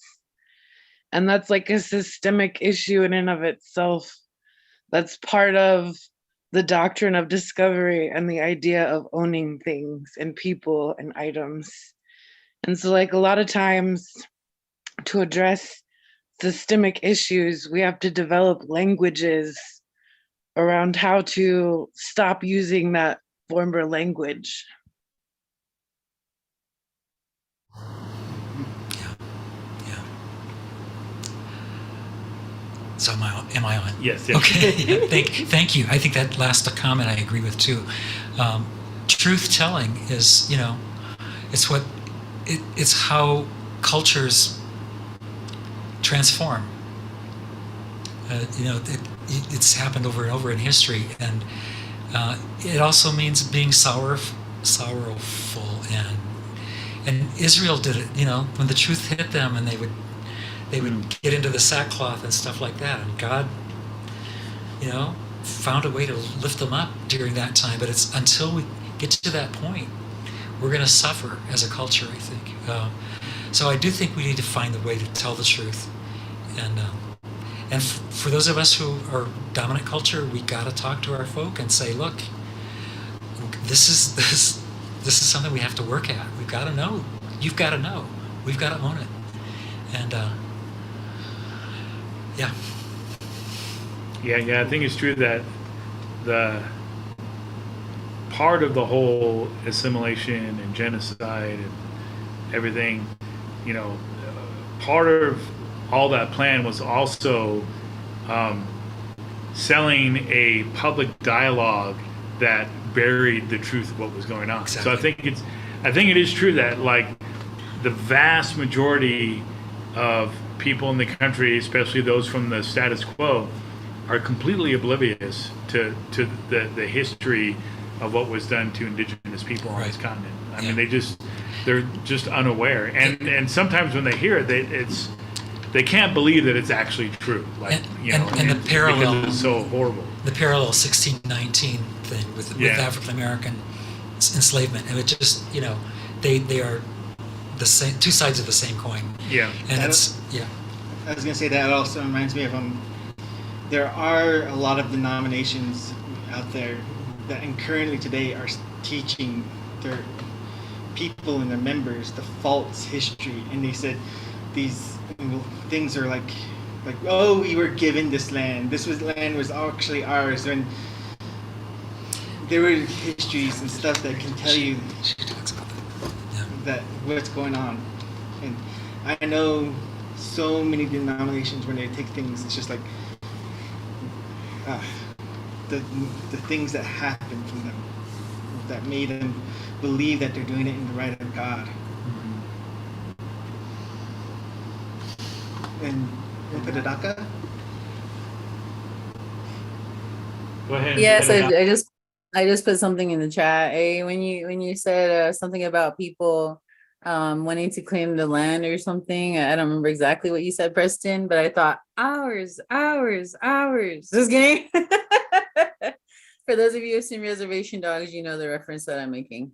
Anyway.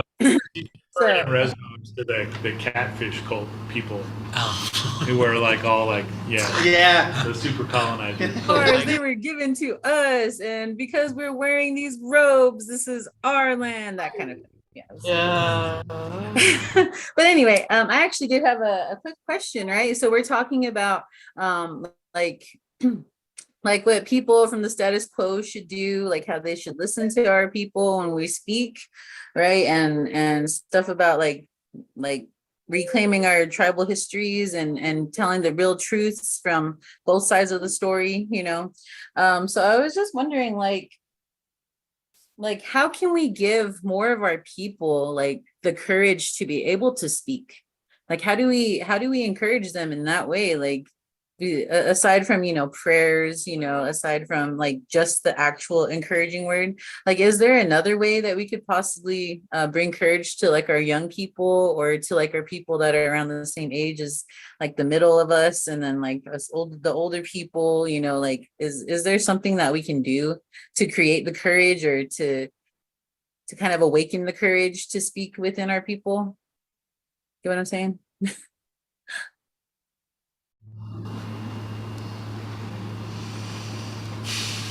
Well, one thing that I try to do with people, especially in ministry places, is that when we do Good Medicine Way, and when we do Wachoni Family Camp, and when we go to ceremony, and I do Sweat Lodge in the name of Christ, I read it somewhere. I'm a permission giver. So that frees up people to say, they've done it, we can do it in our area too. So you got permission to say you can worship Christ from within your native culture. You do not have to worship it from within a white Western Anglo culture, because it is not you. Just like white Western Anglo culture created a way, you can create a way in your world. And they catch it. They being a permission giver says, that throws on them encouragement to say, okay, people, let's do it. They might have a small group that'll say, hey, somebody else is doing it, let's do it too. I wrote about it in one of my books. It's called the Everett Rogers Diffusion of Innovation Theory. It's like once the initiators break the ground, the next group feel more likely that they can do it, and they feel freed up because the hard work's been done, and then we can jump in and we can do more. And then there's another group up here that come in way afterwards because all the hard work's been done, and they just kind of roll with it. But being a permission giver is really big for helping young people to see that. I have something to say.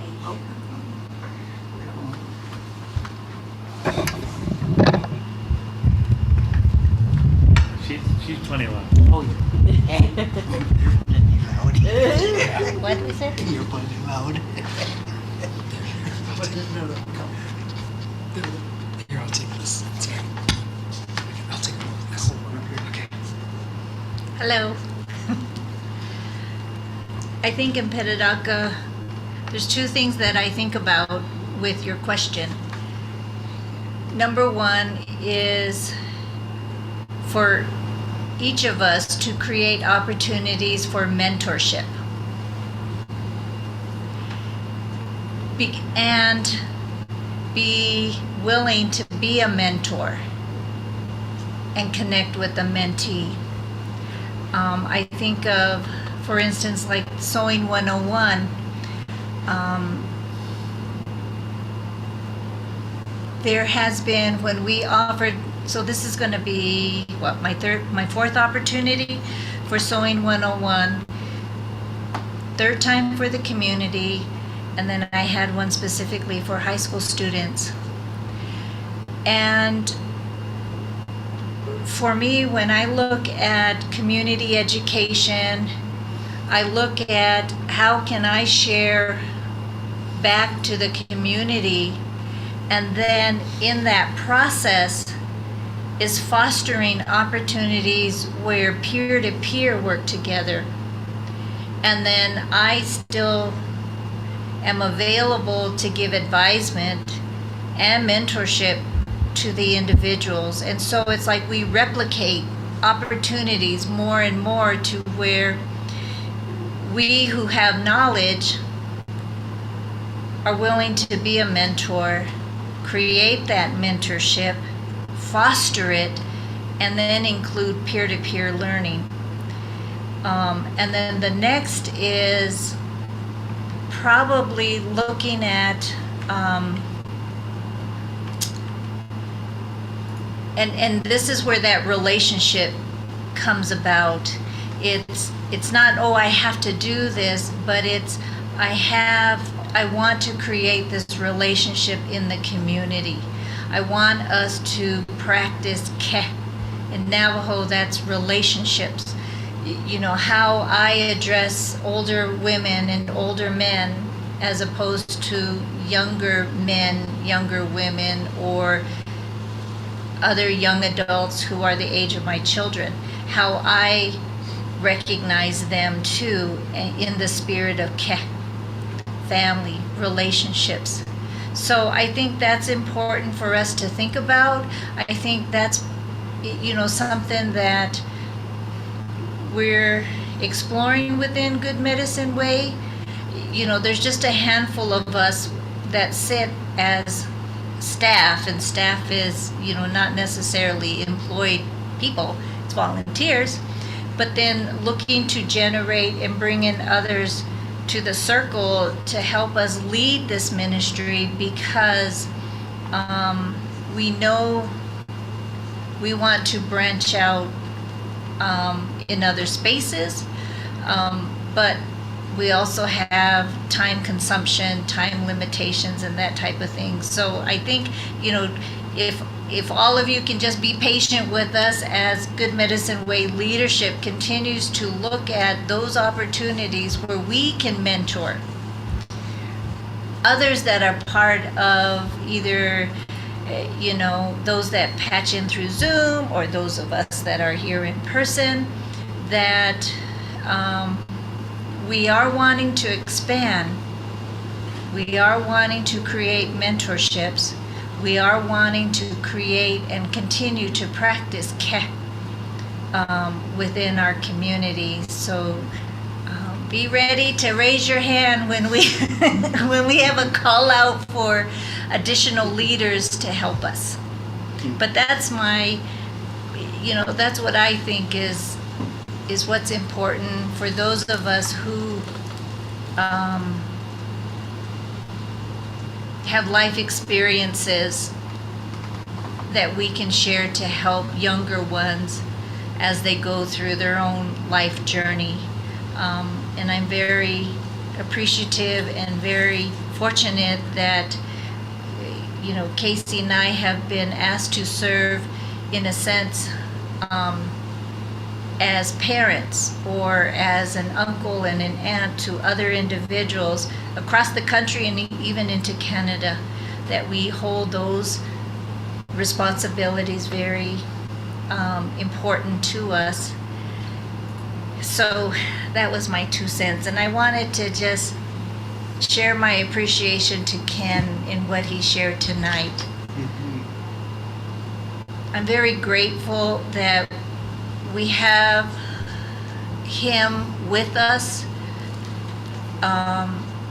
He put himself out there, you know, very vulnerable and very willing to express his life experience and how that intermingles with our life experience.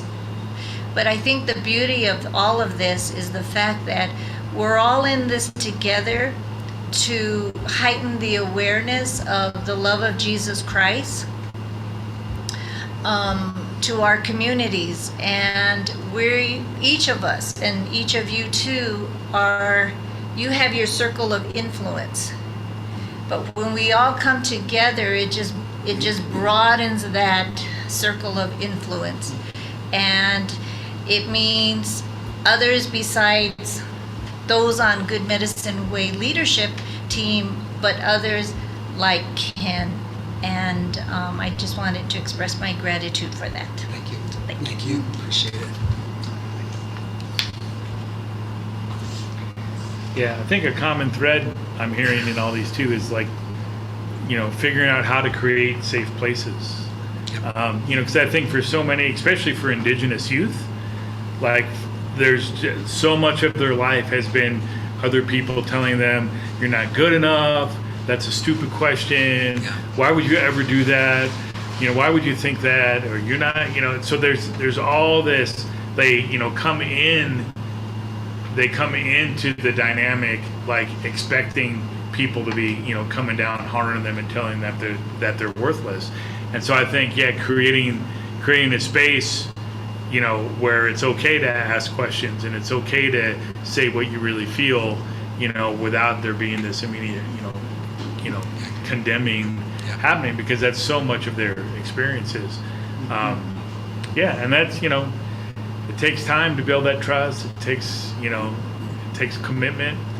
I know, like I had a friend who did a lot of work on the res, doing like music things with, indigenous youth. And he said, the first 3 years, like nobody would come to their programs. And it wasn't until they got into the fourth year, then suddenly people started coming. And he asked one of the other indigenous sellers, like, man, like what, how come these kids, he was like, oh, they just thought you guys were going to leave. Like now that you come back for the fourth year, they know that you guys are going to be here. So they feel okay to develop a relationship with you, So yeah, it just takes time. That's right. It's all about that cake. About relationship. I really agree. I mentor other people into doing ministries, and they can't understand why can't we just jump in and do all these things for them, because they really don't expect their ministry to stick around. They just, you're here for yourself to do something. When your conscience is satisfied, you move on. I tell many ministries that have asked me is when you go to community, go in there and be a part of that community. Don't go in there to say what can we do for you. Go in there and live among them, become one of them, let them love you, let them get to know you, so that they know you're going to be around. They're not going to.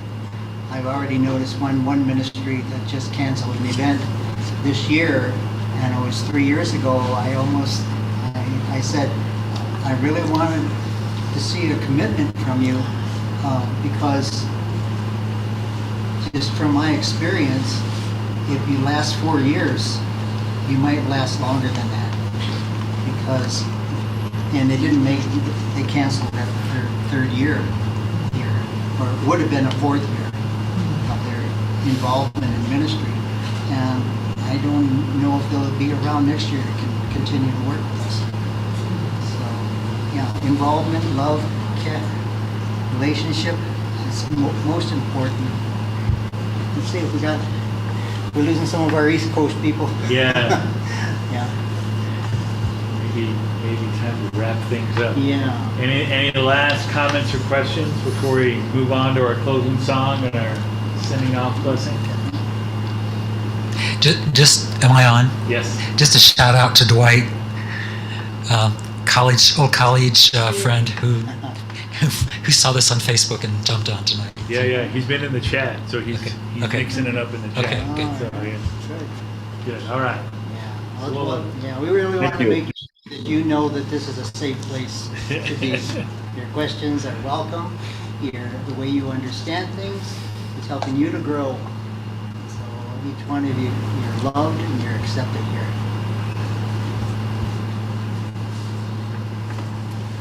All right. If there's no any more questions, we'll hand it off to the Grovers, and they'll be giving a closing song that was gifted to us by Danny Zacharias.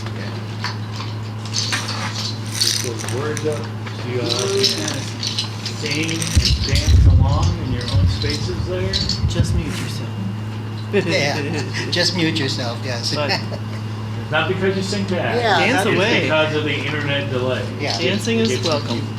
All that technology. Zoom doesn't like us to be all on at once. All right, I gotta click 12 buttons. 12 buttons.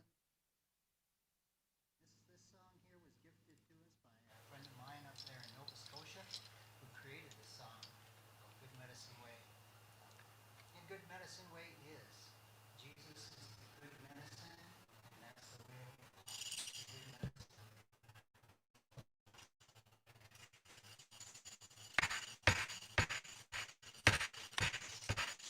Wake ya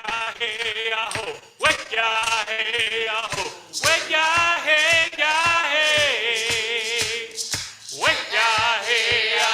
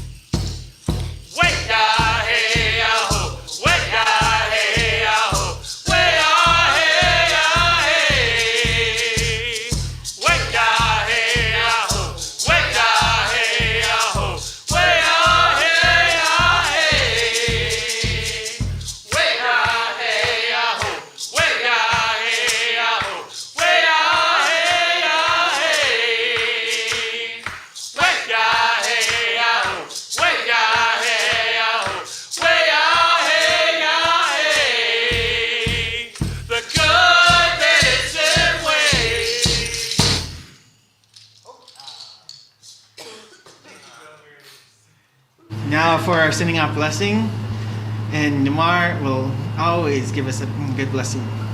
So take it away. All right, all right. Thank you all for the great worship music. Okay, are we ready? You all with me? All right. Get on.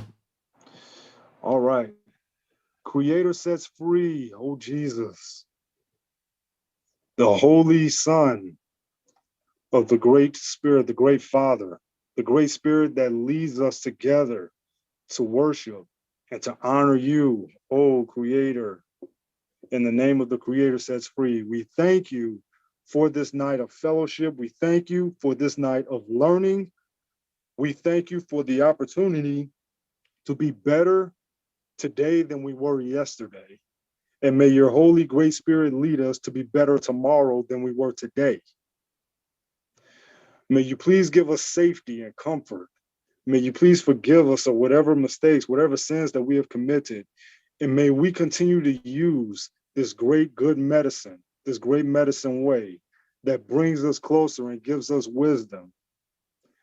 We thank you for our teachers, our speakers of tonight. We thank you for the growth of Good Medicine Way. And we're trusting in you to continue to allow it to grow and to blossom with the faith that we have, that of the mustard seed. May you continue to keep us healthy. May you continue to keep us protected. And may we honor you. And may we glorify you. And may this not just be an event, but may this be something that we carry with us for the rest of our lives, this good medicine. In the name of Creator Sets Free, with love, thanksgiving, and appreciation, I hope. Thank you, Namar. And thank you for everyone being able to join with us and always be able to be in your presence. Remember, you are loved here at Good Medicine Way. Oh my goodness. Some of our visitors are here tonight. Hey, do you want to tell us who's speaking next week? Who's speaking next week? Do you know who's speaking next week? Yes, I do. Who's that?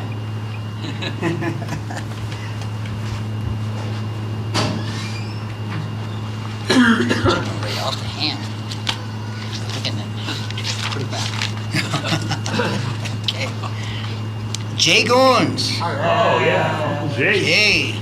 Uncle Jay in the house next Uncle week. Jay, InterVarsity Fellowship. Yeah. Here. All right. No, you'll be yeah, you'll be online. That'll be a good one. All right. So Jay Goins next week. Thank you all for coming this week. Thank you all for sticking in there. Looks Sticking like we in lost there. a lot of Yep. the East Coast people. That's but- right. All right. Yeah, not many ministries go over an hour, but ours does.